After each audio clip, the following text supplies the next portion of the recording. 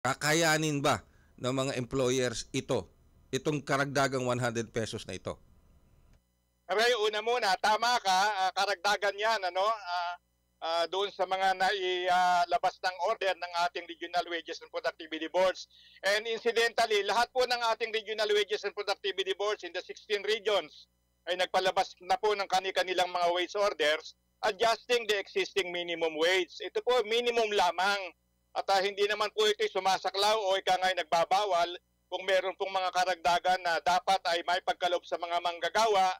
Lalo na po may kinalaman na nakabata ito sa kanilang kasanayan, sa performance, no? Kasi entry level lang po ito.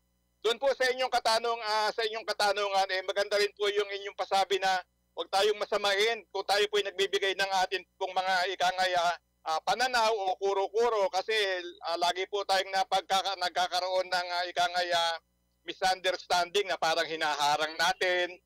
Gusto po nating makita na ang pangangailangan ng manggagawa matugunan, subalit mabalanse sana sa kakayahan ng ating mga namumuhunan. At yung katanungan mo kung kakayanin, mukhang sa palagay po ng ating Senado sa pagpapasa nila ng batas, kakayanin po ng lahat ng mga private enterprises. Subalit alam po naman natin na kung mayroon pong unprogram or unplanned na mga karagdagan, medyo nagkakaroon po ng problema ang ating mga negosyante, lalo na po kung itatanawin natin yung pong statistika na malaking bahagi po ang mga maliliit na kumpanya sa atin pong mga existing establishments. Kaya yung pong kakayanin, siguro po makikita lamang natin yan kung talagang maisabatas na itong panukalang karagdagan at magkaroon po yan ng counterpart bill sa atin pong House of Representatives.